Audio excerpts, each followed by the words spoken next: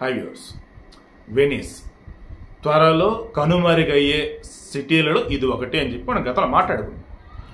ఎందుకు? ఈ వెనిస్ అంటే ఎప్పుడు నీటి మీద తేలాడుతున్నట్టుగా ఉండేది. సముద్ర నీటి మట్టాలు పెరుగుతున్నప్పుడు నెమ్మదిగా వాటర్ లెవెల్స్ పెరిగితే ఇంకేముంది, మునిగిపోవటమే కదా వెనిస్ నగరం. అఫ్ కోర్స్ ఇటలీలో ఇప్పటికీ one of the best tourist place అంటే వెనిస్.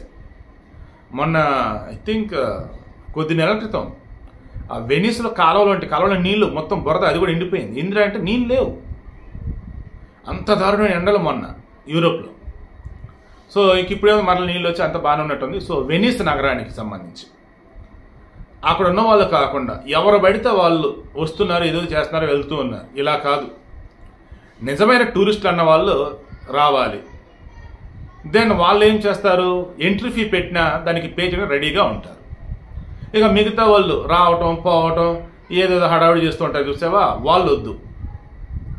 అందుకని వెనిస్ నగరాన్ని ఎవరైతే సందర్శించాలనుకుంటున్నారో వారికి 5 యూరోలు ఫీ పెట్టారు.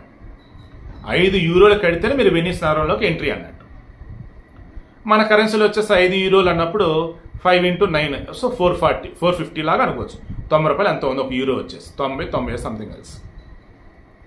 సో విషయం ఏంటి, పూర్వకాలంలో ఆ నగరాన్ని సందర్శించాలంటే ఇదిగో ఇంత డబ్బు కట్టాలని నాకైతే ఎక్కడ కూడా నేను వినింది లేదు.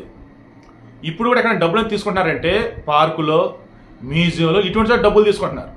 ఒక నగరాన్ని సందర్శించడానికి కూడా డబ్బులు కడతామంటే నాకు తెలిసి ఫస్ట్ వెనిసే ఉండిద్దని నాకు అనిపిస్తా ఉంది.